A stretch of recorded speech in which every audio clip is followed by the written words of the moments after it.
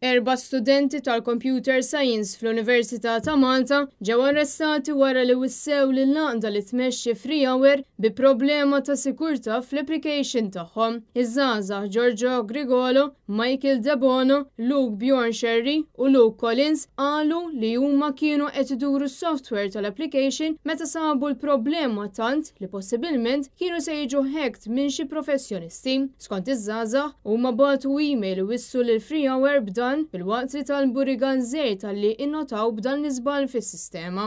Iżda dawn minflok nataw dan spiċċaw ġew arrestati, saritilhom strip search u tieħdilhom kull tamir elettroniku li kellhom fil-pussess tagħhom. Iż-żgħażagħ qalu kif is-sistema tant kienet waħda dgħajfa li huma rnexxielhom jidħlu fiha qisu xejn mhu xejn u setgħu jaċċessaw kull data li riedu. U kien fit-taw ta' dan li ħassew li għandhom iwissu dwar dan kollu lura fit-18 Ottubru tas-sena l-oħra. Xahar wara huma ġew arrestati.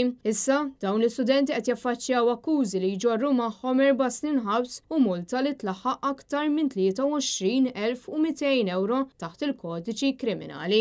L-MZPN qalu kif hi xi ħaġa inkwetanti li l-awtoritajiet qed ikompli jattakkaw liċ-ċittadin Malti filwaqt li dawk fil-poter qed jibqgħu untouchables. Ħafna kkummentaw kif il-pulizija jaqbdu maż-żgħir u dawk li huma fil-poter u serqu l-miljuni minħall il-poplu Malti u Awċi qatt ma faċċjaw il-ġustizzja.